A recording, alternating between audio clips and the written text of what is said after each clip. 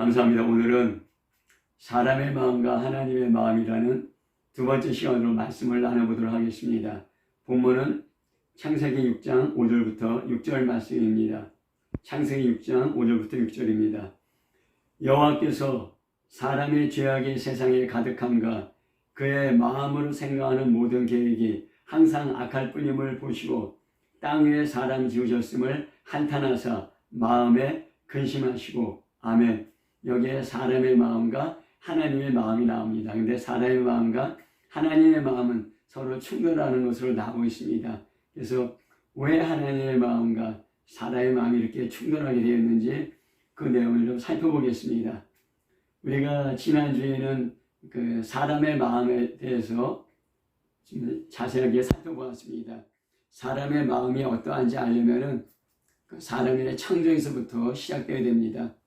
하나님의 형상과 모양을 따라 사람을 창조하였습니다. 그래서 하나님은 사람이 하나님 같은 마음으로 하나님 같은 삶을 살기를 원하였습니다. 또한 하나님이 흙으로 사람을 만드시고 그 코에 생기를 부어로 넣으시니 사람이 생명이 된지라 이렇게 했습니다. 그러니까 사람은 생명이라고 했는데 사실은 그 네페시 하야라는 그 히브리어인데 그 물에서 생물이 있게 하고 또 땅에서 그 생물이 있게 한다는 것처럼 그 1장의 다른 곳에서는 생물로 번역되었습니다. 그래서 사람이 생명이 된지라라기보다는 사람이 생물이 된지라, 살아 움직이는 존재가 된지라, 혹은 살아 움직이는 혼적인 존재가 된지라 이렇게 되었습니다. 그래서 또한 사람은 하나님 비슷하게, 하나님은 아니지만 하나님 비슷하게 창조되었고,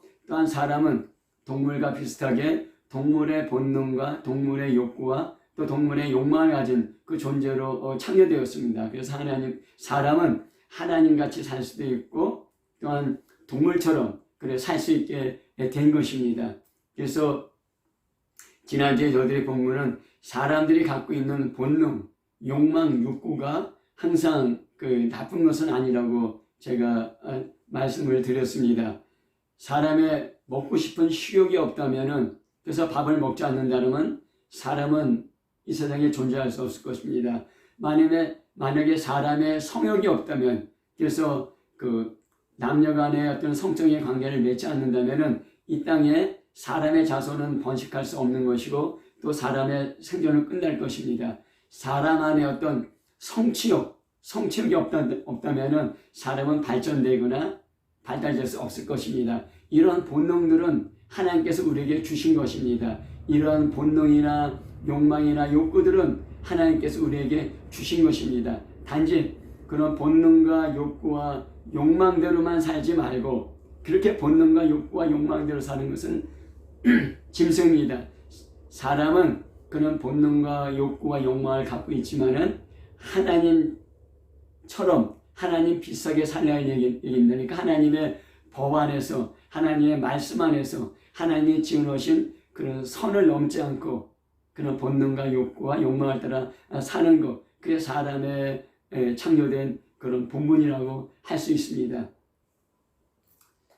어떠한 곳에서는 그런 사람의 본능과 욕구와 욕망을 없애는 금욕주의를 주장하고 있습니다. 하지만 성경은 금욕주의를 얘기하고 있지 않습니다. 본능과 욕구와 욕망을 그것도 하나님이 창조하신 것입니다.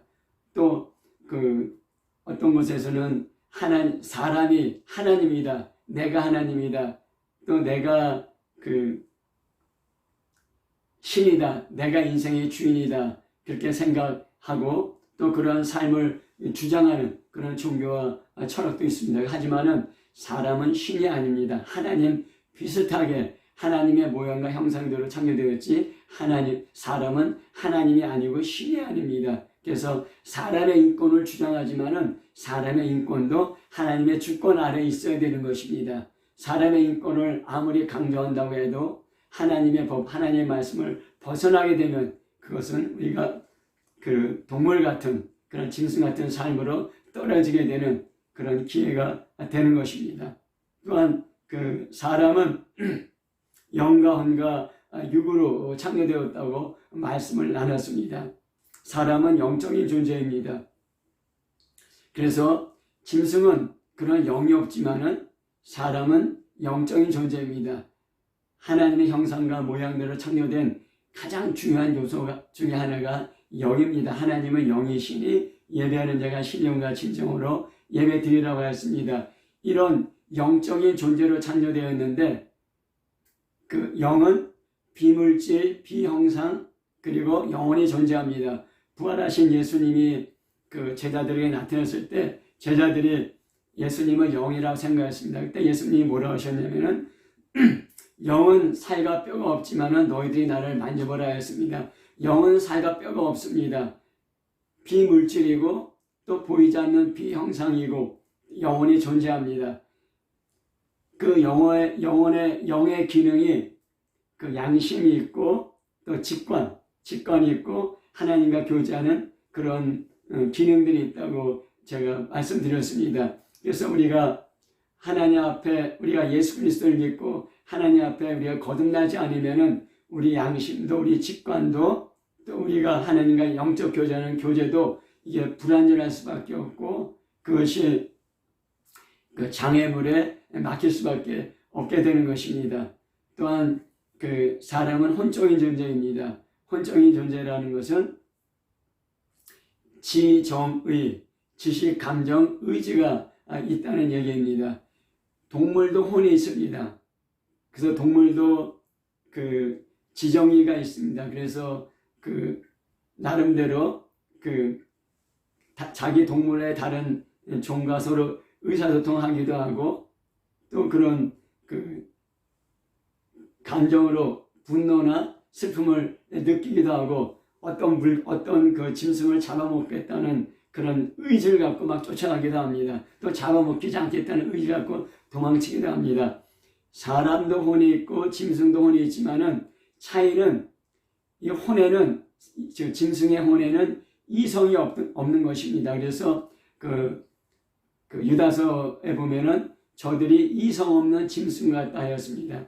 짐승은 이성이 없습니다. 그래서 어떤 추리하지도 못하고 추론하지도 못하고 그냥 본능대로 살기만 하는 것입니다. 도덕과 윤리도 당연히 없게 되는 것입니다. 양심의 찔림도 없고 그냥 그 짐승은 죽으면 끝나는 것입니다. 또한 사람은 육이 있습니다. 육체라는 것은 이런 물질적인 그런 존재로 되어 있는데 이 육체는 오감이 있습니다. 미각, 청각, 촉각, 시각, 후각이 있습니다. 그래서 보고 듣고 그 냄새 맡고 그 다음에 그 냄새를 그 입으로 느끼고 그런 감각이 있습니다. 이런 오감이 있습니다.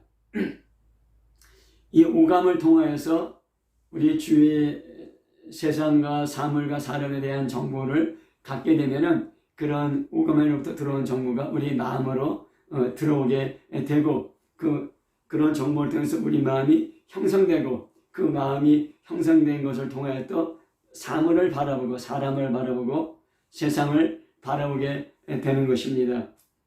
이 마음도 하나님이 창조하였습니다.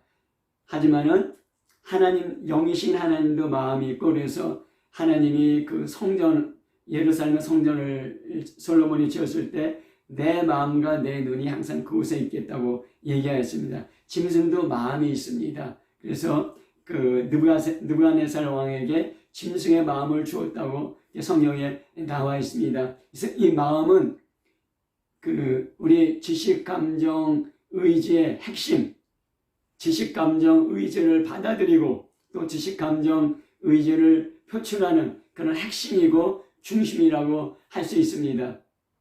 그 마음 안에서 그런 모든 작용이 일어나게 되는 혼의 핵심이요, 혼의 중심이라고 할 수 있습니다. 성경에 보면은 하나님께서 성전을 지으려고 할 때 그 오홀리압에게 지혜로운 마음을 주었다고 그렇게 얘기하고 있습니다. 또 그 이스라엘이 하나님의 말씀을 저버릴 때 그들의 마음을 약하게 해서 외적들에게 쫓기게 하겠다고 말씀하였습니다. 또 그 마음이 녹는 것처럼 마음이 무너졌다는 그런 표현도 있고 또 그들에게 정직한 마음을 주었다는 얘기도 있고 기쁨과 즐거운 마음으로 하나님께 예물을 드리라는 그 말씀도 있고, 또한 그들의 마음이 미혹되었고 그들의 마음 안에 악이 가득하고 거짓이 가득하다고 얘기하고 있습니다. 이러보건대 우리 마음은 하나의 통과 같습니다. 그래서 외부에서 들어오는 보고 듣고 그 다음에 상상하고 그 다음에 냄새 맡고 느끼는 그런 모든 정보, 지식과 정보들이 우리 마음 가운데 들어와서 그 마음 안에 축적되고 저장되어서 그 마음의 그 형태를 만들게 됩니다. 그래서 사람이 그 마음에 쌓은 악에서 악을 내고 또 사람이 마음에 쌓은 선에서 선을 낸다는 말씀이 있습니다. 그러니까 우리 마음에 무엇이 쌓여지느냐에 따라서 그러한 그 종류의 사람이 되는 것입니다. 그래서 내가 누구냐, 내가 누구 아들이고 내가 누구 남편이고 내가 누구 아내고 내가 어떤 학교를 나왔고 어떤 직장을 갖고 있고 또 내 외모가 어떻고 내 돈이나 재산은 얼마고 그런 것들을 통해서 이 사람이 어떤 사람인가 많이 평가하지만은 물론 그런 것들을 통해서 평가할 수 있지만은 성경은 그 마음의 생각이 어떠하면 그 위인도 그러한즉 그래서 그 사람이 누구냐, 그 마음의 상태, 그 마음의 그 모양이 바로 그 사람이라고 그래서 그 마음이 사람의 인격이 된다고 얘기하고 있습니다. 그래서 우리가 그 존재는 행위에 앞선다. 존재로부터 행위가 나온다는 말이 있습니다. 그 얘기는 무엇이냐면 우리가 우리의 나쁜 행동을 아무리 고치려고 하더라도 우리의 존재 자체가 나쁜 존재라면 계속 나쁜 행동이 나와야 된다는 것입니다. 그래서 행동을 고치기 전에 우리 존재 자체가 바뀌어야 된다는 것입니다. 그럼 우리 존재가 무엇이냐? 우리의 존재의 가장 중요한 핵심과 중심이 무엇이냐? 바로 그게 마음이라는 것입니다. 마음이 바뀌어야 우리의 존재가 바뀌는 것이고 또 우리 행동과 말이 바뀌는 것입니다. 그것처럼 우리 마음은 우리 인간의 우리 인격이 우리 삶의 가장 중요한 중심이고 핵심이 되는 것입니다. 그래서 그 성경은 사람을 영적인 존재라고 얘기하지만은 영에 대해서 얘기하는 것은 한 700번 정도 영에 대해서 나왔다면은 마음에 대해서 언급한 거는 한 거의 1000번 정도 됩니다. 물론 성경에 많이 언급됐다고 그것이 중요하다고 말할 수 없지만은 그만큼 성경은 우리 마음에 대해서 관심을 갖고 있고 중요시하게 생각하고 있다는 것입니다. 우리가 영적인 존재이지만은 우리 영의 상태를 결정하는 것은 바로 우리 마음이라는 것입니다. 근데 오늘 읽은 본문에서 보면은 하나님의 마음과 사람의 마음은 서로 충돌하고 서로 대조되고 있습니다. 왜 그런 일이 발생했는지 우리 그 내용을 살펴보도록 하겠습니다. 먼저 그 본문의 배경입니다.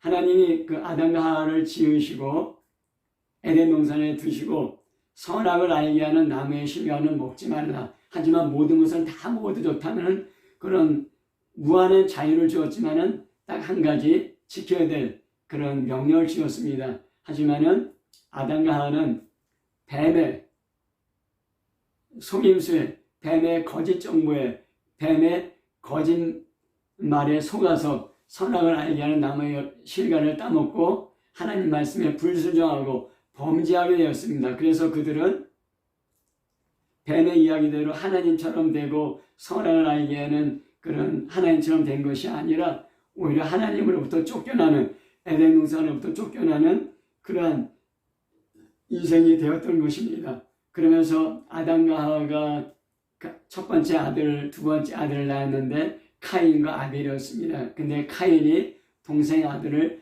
쳐 죽였습니다. 첫 번째 가정에서 형이 동생을 죽인 그런 살인사건이 일어나는 것입니다. 이것은 아담과 하와가 범죄한 그 죄의 결과가 그렇게 나타난 것입니다. 그리고 카인은 아담에게서 떠나서 카인의 자손이 계속 형성되게 됩니다. 그리고 아담과 하와는 셋을 낳게 되고 셋으로부터 경건한 자손이 이게 나오게 됩니다. 그런데 이런 그 경건한 자손과 그 다음에 카인을 통한 그런 불의한 자손들이 계속 땅에서 태어나면서 사람들이 번성하게 됐습니다. 그래서 오늘 창세기 6장 2절에 보면은 하나님의 아들들이 사람의 딸들의 아름다움을 보고 자기들이 좋아하는 모든 여자를 아내로 삼는지라, 이런 내용이랍니다. 여기서 하나님의 아들과 사람의 딸이라는 그런 내용이 나옵니다. 무엇이 하나님의 아들인가? 크게 세 가지로 주장되고 있습니다. 아담과 하와의 경건한 자손 셋의 후손이 하나님의 아들이다. 또는 타락한 천사가 하나님의 아들이다. 또는 족장이 하나님의 아들이다. 그렇게 얘기가 나오고 있습니다. 근데 크게는 셋의 후손이냐 타락한 천사이냐, 이렇게 두 주장이 서로 충돌하고 있습니다. 근데 성경에 보면은 하나님의 아들이 천사라는 의미로도 쓰였고, 또 하나님의 아들이 하나님을 경외하는 또 경건한 사람을이라고도 쓰여 있습니다.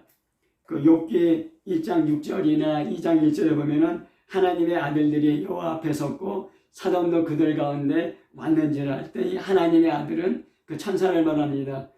왜냐하면 욥기 38장 7절에 그때 새벽별들이 기뻐 노래하며 하나님의 아들들이 다 기뻐 소리를 질렀느니라, 이런 말씀이 있습니다.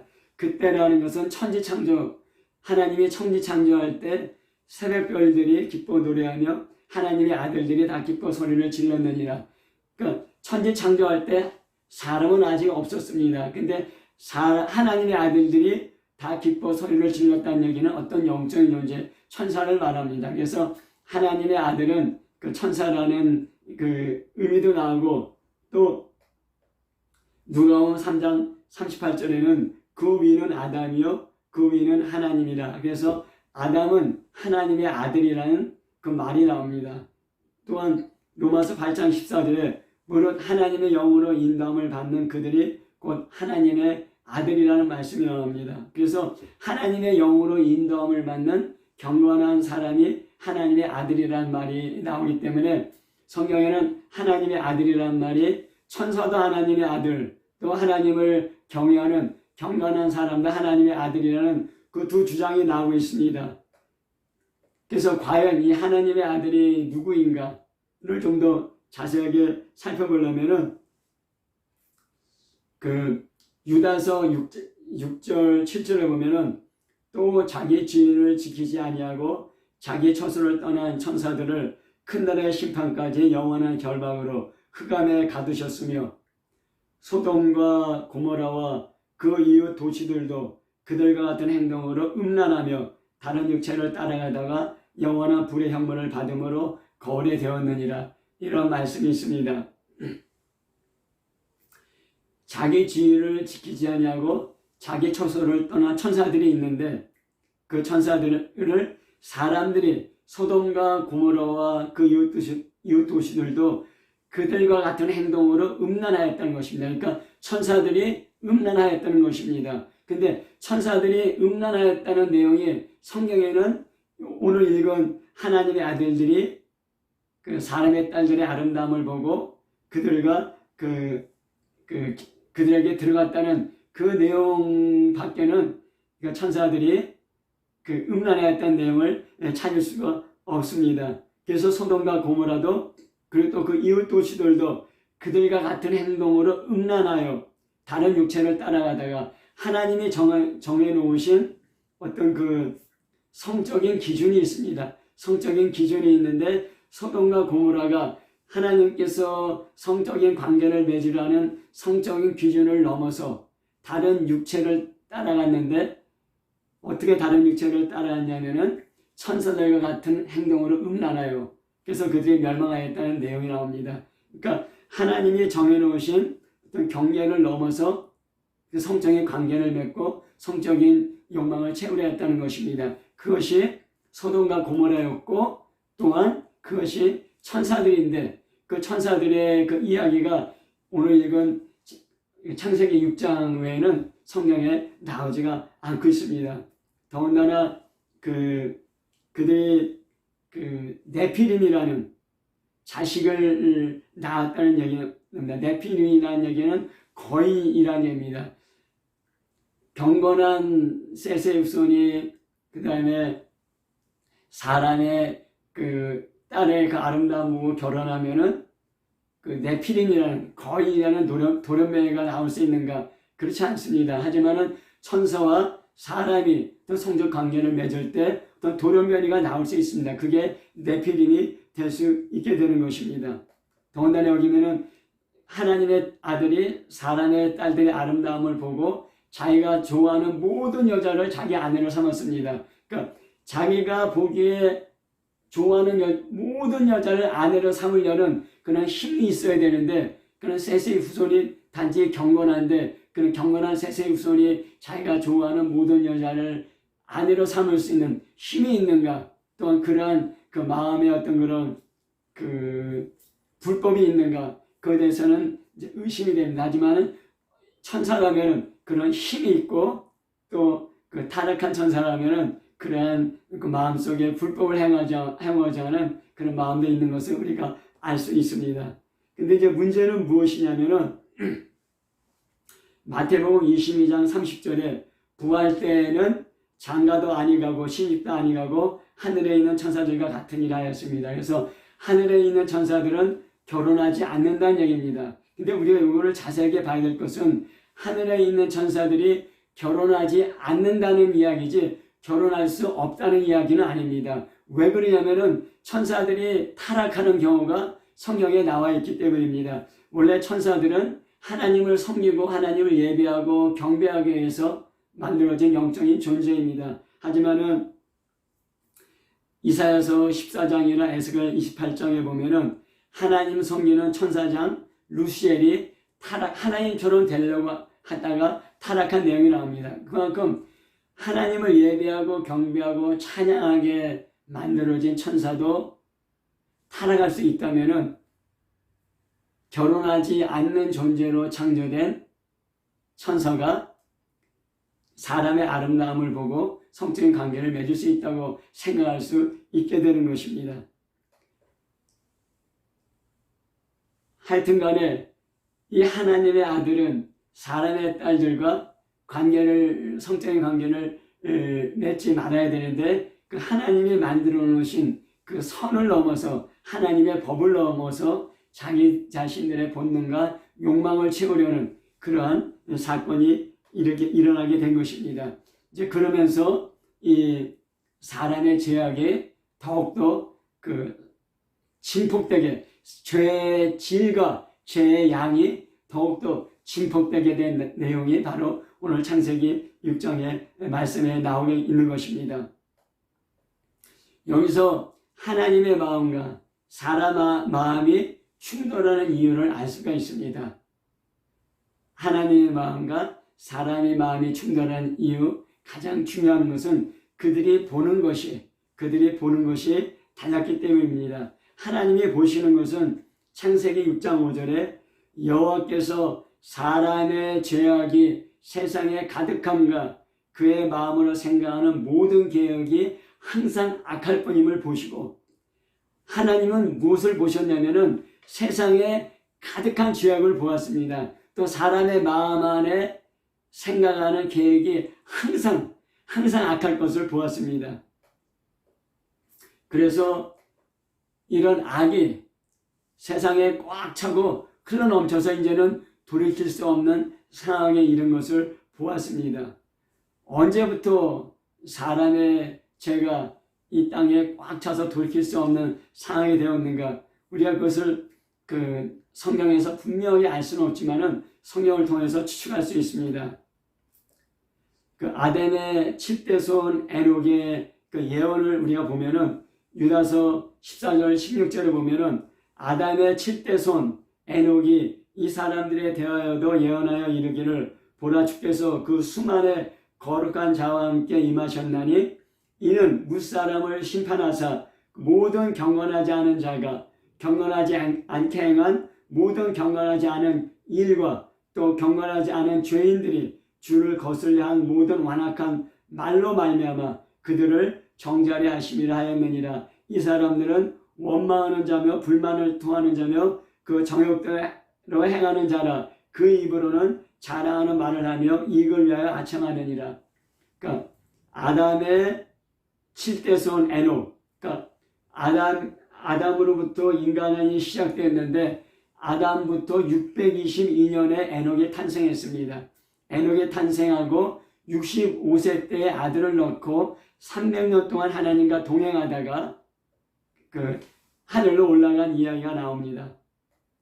그러니까 그 622년에 에녹이 탄생하고 65세에 아들을 낳고 그러면은 687년에 아담이 이 땅에 그 창조된 지 687년에 에녹이 하나님과 동행하면서 예언을 했습니다. 그 예언이 뭐냐면은 하나님이 거룩한 자와 함께 이 땅에 임하시는데 모든 사람을 심판할 것이다. 경건하지 않은 자가 경건하지 않게 행한 모든 일, 또 그 경건하지 않은 죄인들이 주를 거스려 말한 모든 완악한 말로 그들을 심판하신다고 그렇게 그 에녹이 그 예언했습니다. 그 에녹이 이렇게 예언했다는 것은 그 당시에 하나님을 닮지 않고 그래서 경건하지 않고 경건하지 않은 말과 행동으로 사람들이 타락하고 있었다는 얘기입니다. 그래서 에녹이 그렇게 그 예언을 선포했다는 것입니다. 물론 아담과 하와가 선악을 알게 하는 나무의 열매를 따먹고서 하나님과의 관계가 깨어지고 죄로 타락하고 에덴에서 쫓겨나고 첫 번째 아들 카인이 동생 아벨을 죽인 것처럼 첫 번째 가정에서 그런 죄악이 발생했습니다. 그래서 그 죄가 발생했는데 그 죄가 카인에게만 머무른 것이 아니라 점점 확대돼서 이제는 그 아담의 7대 손 에녹이 경건하지 않은 자의 모든 경건하지 않게 행한 말과 일에 대해서 하나님께서 심판하신다고 예언할 정도로 그 예언을 선포할 정도로 사람들의 죄악이 점점 커진 것이고 그리고 그때가 아담이 창조된 지 한 700년부터 에녹이 이렇게 선포했다고 볼 수 있고 그 다음에 노아의 홍수가 난 것은 10대선 노아의 홍수가 난 것은 그 1656년 그러니까 한 1000년 동안 하나님께서 그 에녹의 그 심판의 예언을 선포하게 하시고 1000년 동안 계속 참으셨지만은 에녹의 그 예언의 선포를 듣고 사람들이 악에서 돌이키고 죄악에 돌이킨 것이 아니라 오히려 더 악이 증폭되고 축복돼서 그 악의 양과 질이 착 흘러넘쳐서 이제는 하늘에 있는 타락한 천사가 사람들과 관계를 맺고 그 네피림이라는 돌연변이 거인을 내게 되고 그들이 세상에서 유명하게 되고 세상의 지배자가 되고 권력자가 되고 또 그들을 통해서 세상 풍조가 만들어지고 이제는 세상의 모든 사람들이 그런 악에 대해서 미워하고 악에 대해서 거부하는 것이 아니라 오히려 그런 악에 대해서 그런 악한 일을 하는 사람에 대해서 명예를 얻게 되고 그런 명성이 있게 되고 그런 사람들의 그 통해서 세상에 그 풍조가 형성돼서 모든 사람이 그런 악에 물들게 되었다는 것입니다. 우리가 이 내용을 보면서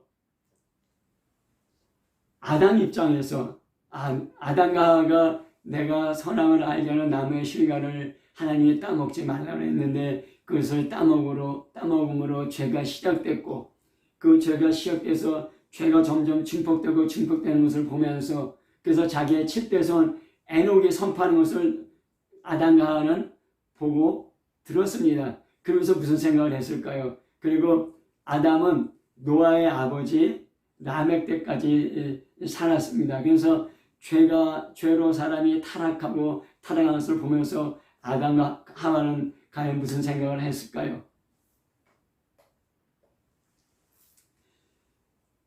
아마 많은 후회를 또 많은 슬픔과 아픔을 가졌을 것입니다.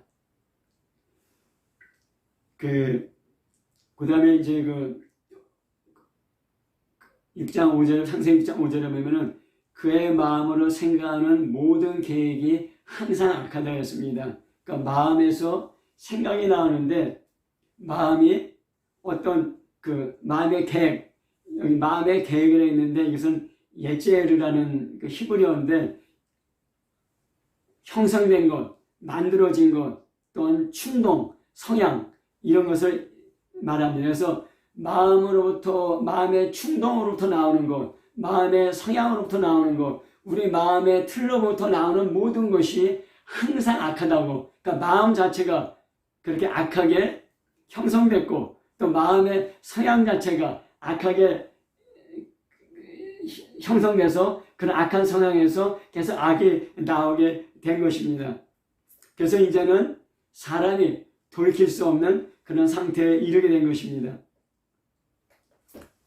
창세기 1장 31절에 하나님이 그 지으신 것을 보시기에 심히 좋았더라. 저녁이 되고 아침이 되니 이는 여섯째 날이니라. 이렇게 말씀하였습니다. 하나님이 창조하실 때는 보시기에 심히 좋았습니다. 하지만은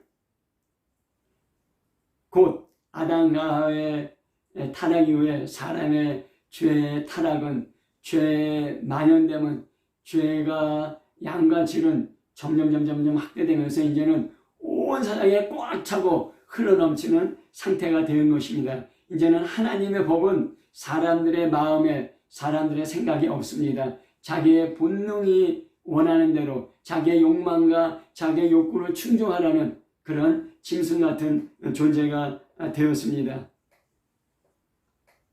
그래서 이제는 그 창세기 6장 3절에 보면은 여호와께서 이르시되 나의 영원히 사람과 함께 하지 아니하리니 이는 그들이 육신이 됨이라 하였습니다.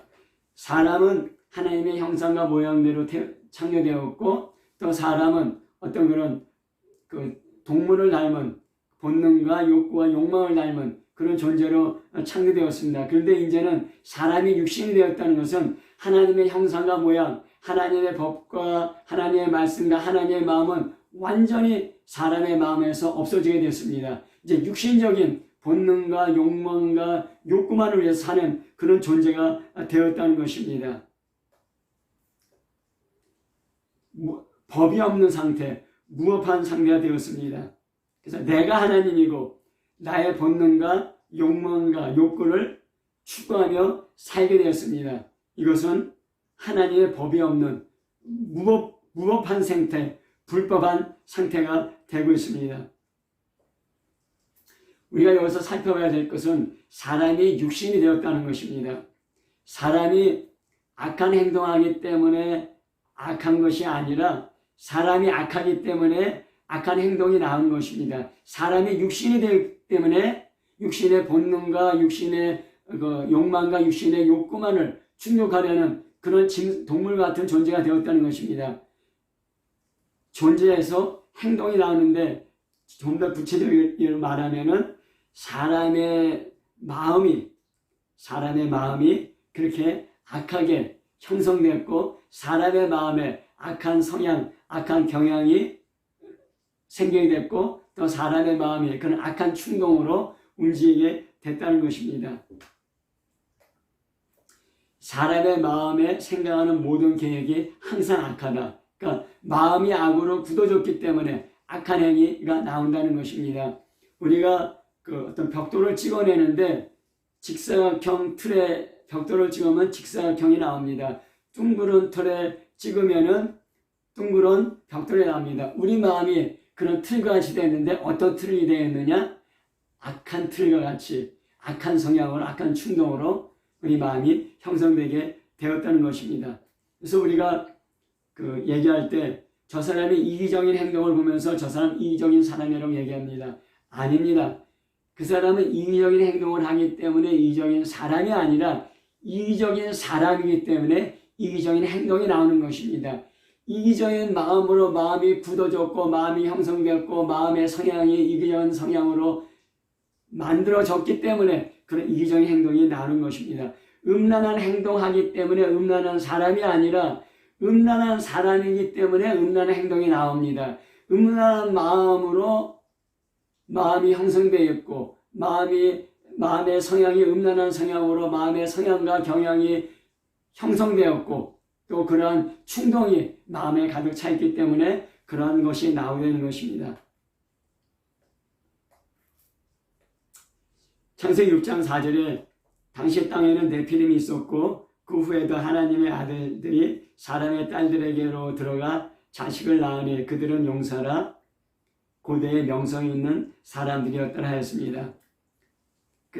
그 하나님의 아들들이 사람의 딸의 아름다움을 보고 자기가 원하는 모든 그 사람을 아내로 만들었다 했습니까?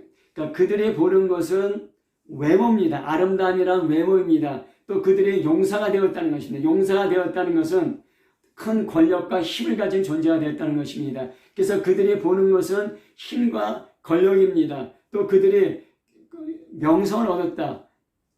물론 악한 명성이든 선한 명성이든 그런 명성을 얻게 된 것입니다.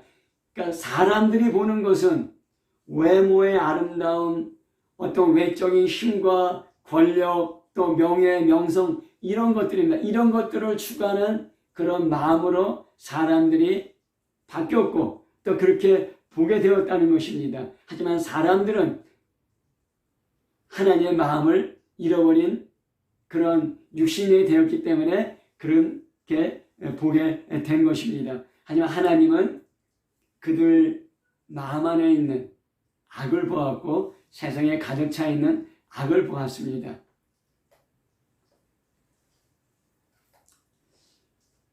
그 사람의 마음에 하나님 마음을 잃어버릴 때 우리가 그 결과를 한마디로 얘기하면은 육신이 된다고 했습니다. 육신. 그래서 육신의 욕망대로 육신의 본능과 욕구를 충족시키는 삶을 산다고 했습니다. 그것은 무엇이냐면은 하나님의 마음이 없다, 하나님의 말씀이 없다, 하나님의 법이 없다는 것입니다. 무법하고 불법한 상태가 됩니다. 그래서 하나님의 법 대신에 사람의 법을 내세우게 됩니다. 그 사람의 법이 무엇이냐면은 약육강심의 법입니다. 힘 있는 자, 강한 자가 지배하는 그런 무법하고 불법한 상태가 된 것입니다.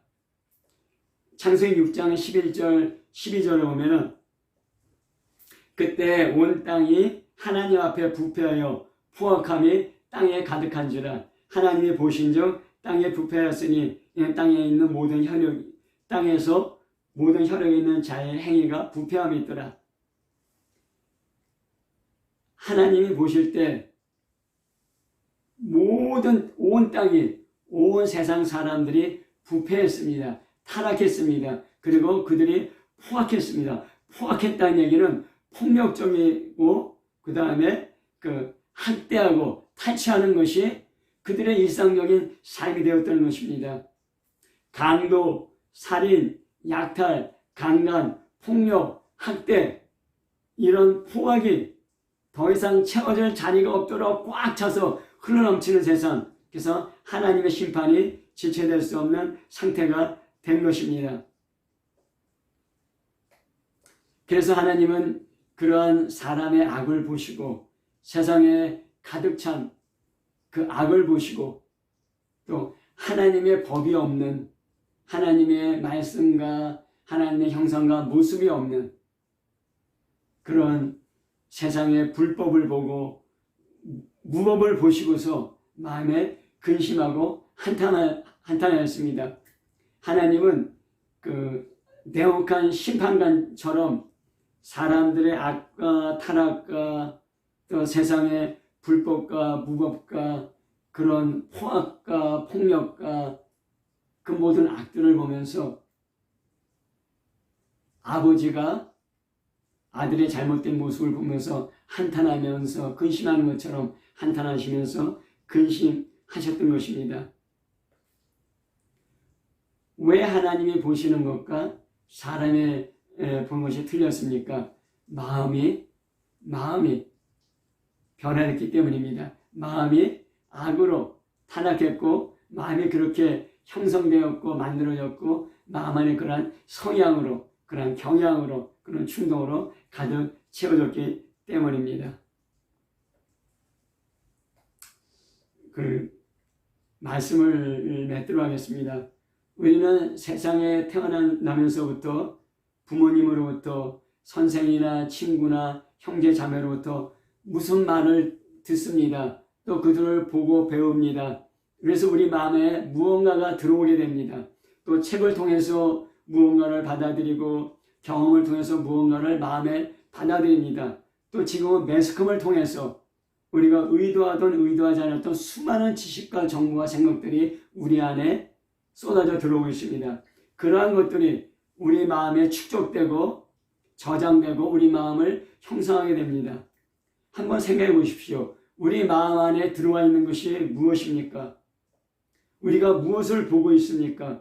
어떻게 보고 있습니까? 내가 바로 그러한 존재인 것입니다. 하나님은 보시면서 슬퍼하고 탄식하시고 한탄하시는데 우리는 그러한 것을 보면서 그런 외모의 아름다운 힘과 권력과 명성과 명예를 보면서 우리가 그런 대로 끌려가고 그런 대로 따라가고 그러한 풍조에 우리가 휩쓸리고 있지는 않습니까? 세상 풍조는 점점 하나님과 멀어지고 있습니다. 오늘 본문과 같이 외모의 아름다움, 힘과 권력, 재물, 명성을 바라보고 추구하라고 합니다. 그래서 이것이 세상에 들리는 수많은 소리, 계속적으로 우리 안에 들어오는 그런 지식과 정보와 그런 이야기들입니다. 하나님 비슷하게 사는 것이 아니라 단지 자신의 본능과 욕망을 충족시키는 삶을 합리화하고 합법화합니다. 우리는 점점점 육신적인 존재가 되어가고 있습니다. 그 마지막은 어떻게 될지 성경은 분명히 말하고 있습니다. 우리가 우리 자신의 마음속을 들여다볼 수 있습니까? 우리가 바로 그런 존재인데 어떻게 들여다볼 수 있겠습니까? 우리는 객관적으로 우리 자신을 바라볼 수 없습니다. 우리 안에 무엇이 들어있는지, 우리 마음 안에 무엇이 들어와 있는지 어떻게 볼 수 있습니까? 하나님의 진리밖에는 없습니다. 우리 자신을 객관적으로 명백하게 볼 수 있는 것은 하나님의 말씀밖에는 없습니다. 우리 마음 안에 하나님의 말씀이 들어오고 진리의 빛이 비추어지면 즉각적으로 우리 마음속에 죄가 보이게 됩니다. 그래야 죄에서 돌이킬 수 있게 되는 것입니다. 저도 예수 믿고 구원받았을 때 내 죄 용서 받았다는 그런 기쁨이 충만하였고 정말 너무 감사했지만 또 한편 하나님의 말씀이 들어오면서 저 안에 죄가 보이게 되고 그 죄를 하나님 앞에 회개하고 하나님 앞에 내어놓게 되는 그런 삶이 지금까지 이어지고 있습니다. 요한일서 1장 8절 9절에 보면은 만일 우리가 죄가 없다고 말하면은 스스로 속이고 또 진리가 우리 속에 있지 아니할 것이요. 우리가 우리 안에 죄가 없다 하면은 우리가 우리 자신을 스스로 속이는 것이고 진리가 우리 안에 없다는 것입니다. 진리가 우리 안에 들어오면 하나님 말씀이 우리 안에 들어오면 우리 안에 있는 것들이 보이게 됩니다. 진리의 빛 가운데 우리 안에 있는 어두움이 더러운 것들이 추한 것들이 그 죄악들이 보이게 되고 또 그러한 것들에 대해서 우리가 하나님 앞에 내어놓을 수 있는 그런 마음이 생겨야 되는 것입니다. 요한일서 1장 9절에 보면 만일 우리가 우리 죄를 자백하면 그는 미쁘시고 의로우사 우리 죄를 사하시며 우리를 모든 불의에서 깨끗하게 하실 것이요. 어떻게 우리가 우리 죄를 자백할 수 있습니까? 우리 안에 있는 죄를 볼 수 있어야지 자백할 수 있습니다. 우리 마음 안에 있는 죄를 깨달아야지 죄를 자백할 수 있습니다. 우리 안에 있는 죄를 볼 수 있게 하고 우리 마음 가운데 있는 죄를 깨달을 수 있는 것이 바로 진리 하나님의 말씀입니다. 우리를 볼 수 있는 영적인 거울과 같습니다. 그게 될 때 죄를 깨달을 때 어떻게 이 죄의 문제를 해결하느냐, 어떻게 더럽고 추하고 악하고 어두운 마음을 깨끗하게 하느냐, 하나님 앞에 죄를 고백하고 자백하고 털어놓는 것입니다. 그러면은 주 예수의 피가 모든 불의에서 우리를 깨끗게 하는 것입니다. 주 예수의 피는, 주 예수의 보혈은 우리 안에 어떤 더럽고 추하고 악한 것이라도 깨끗하고 정결하게 할 수 있게 되는 것입니다. 우리 마음 안에 무엇이 들어오고 있습니까? 진리가 들어오지 않으면 우리가 우리 자신에게 속게 됩니다. 불행한 길을 행복한 길인 줄 알고 갑니다. 사망의 길을 생명길을 알고 갑니다. 죄가 아니라 나에게 이익이 되는, 나의 행복이 되는 길인 줄 알고 가게 됩니다. 우리 안에 진리가 들어와야지 우리 자신이 보이고 우리가 가는 길이 보이고 세상이 보이게 되는 것입니다.